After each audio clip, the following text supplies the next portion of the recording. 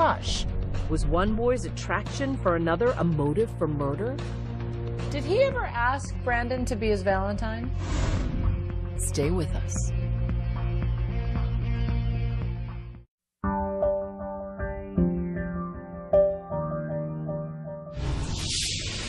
On February 12, 2008, 15-year-old Larry King was shot twice in the back of the head by a classmate sitting right behind him. He lingered in the hospital for 2 days. After being taken off life support, he died on Valentine's Day. He will be deeply missed by all who knew and loved him. At first blush, another senseless school shooting quickly struck a nerve. Many in the gay community called it a hate crime. Talk show host Ellen DeGeneres took it personally and then took it national. A boy has been killed and a number of lives have been ruined. And somewhere along the line, the killer, Brandon, got the message that it's so threatening and so awful and so horrific that Larry would want to be his Valentine, that killing Larry seemed to be the right thing to do. Though he was barely 14, Brandon McInerney was immediately charged as an adult with first-degree murder and a hate crime. I believe the DA thought there are certain crimes that are so heinous and so egregious that it's not appropriate to deal with them in juvenile court. Hi, extension 143, please. Reporter Zeke Barlow has followed every twist of the story since the day it happened for the Ventura County Star. Junior high is an awful time for you. It's an awful time, especially if you're abused. It's an awful time if you're young and gay and coming out. But what may have started as a case of schoolyard bullying could land Brandon in jail for the rest of his life. It took 3 long years to bring Brandon's case to trial, and as it got underway in July 2011, his brother James made an emotional public statement. 2 kids are basically losing their lives. It sucks, you know? Like, I'm sorry for Larry King's family as well. Like, I feel so sorry for them, but at the same time, I want to have my brother back. I don't know, it just sucks. James says his brother never got in trouble. He was a smart kid, a young Marine, all wasted in a violent home torn apart by drugs. Brandon's defense called you a bad mother in the courtroom. Is that fair? What? I'm an addict. Kendra McInerney is Brandon's mom. She says she was addicted to crystal meth while pregnant with Brandon. When he was 7, she was so strung out, she says, she sent Brandon to live with his father, who was an addict too. He was beating him badly. He used to beat the crap out of us all the time. If he had a bad day, he took it out on us, you know. It's just the way his dad was treating him, and that he, broke his nose on 4th of July. Brandon's father's drug-fueled rages reportedly got worse and worse in the weeks leading up to Larry's shooting. And was taking it out on Brandon? Yes. Yes, ma'am.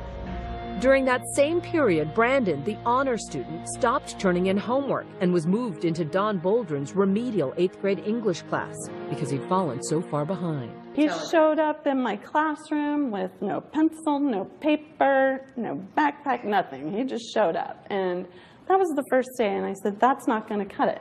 You could see that Brandon was a kid in trouble. Mm-hmm. At first glance, these 2 boys appeared to have nothing in common. But Zeke Barlow says the victim and his assailant were surprisingly similar. There were reports that Larry has been abused as well, and then the abuse that Brandon suffered was well documented through the courtroom. It was very different avenues they were on, and it was this awful intersection that they met. At Brandon's trial, classmates testified Larry seemed to be stuck in a vicious cycle of getting bullied and then striking back. Mainly just call him names, gay or fag. These are audio recordings of students' testimony from inside the courtroom. I seen him chase my friend Jesus into the bathroom, but that was just because my friend made a remark against him, saying that, he sniffed the air and he said, I smell queer, But just who was bullying whom? Brandon's defense lawyer made a controversial accusation in court that Larry was not only the victim of bullying, but that he'd bullied Brandon right back.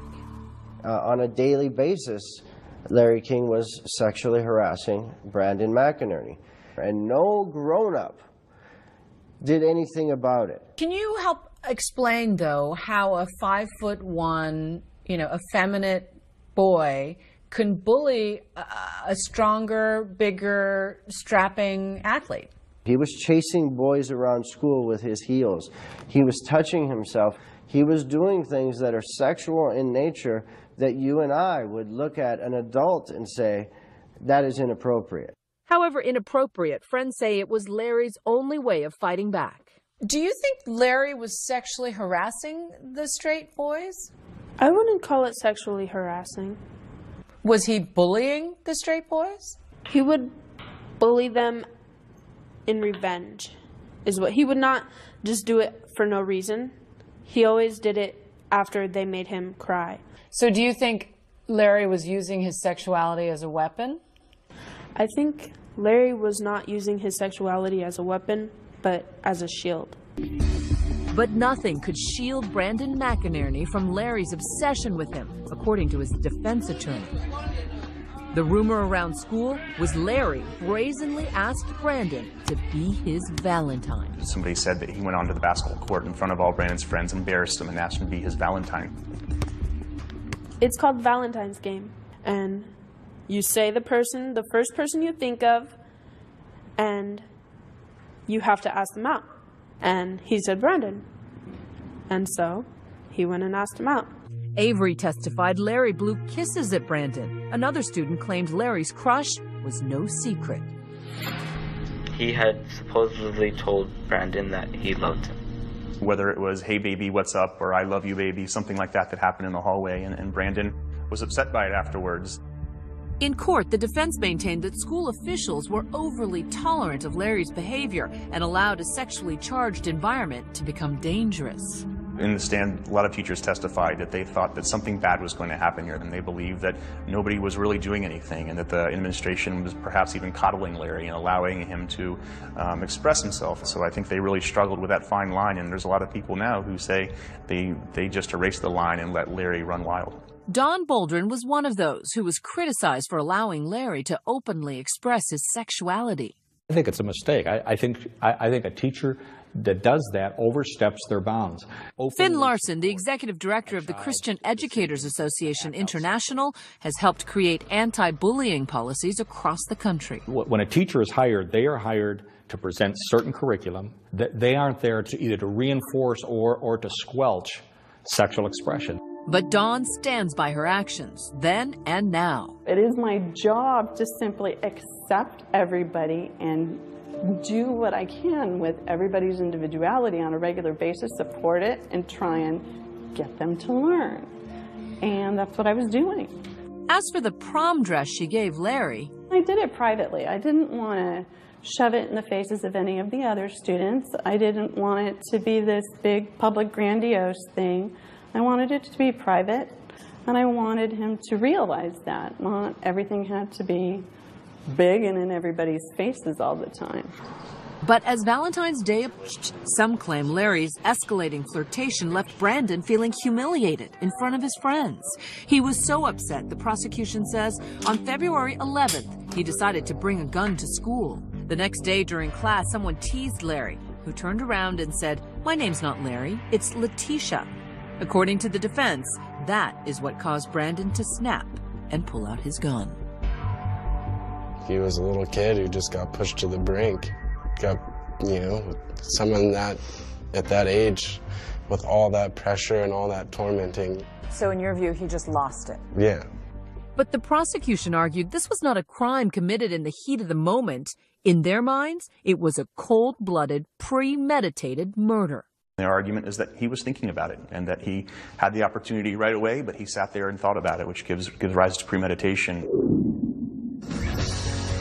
And what about those doodles and drawings found in Brandon's backpack? Could they be enough to condemn him to jail for life? There's one man who may know the answer. The DA couldn't find him, but we did. Stay with us.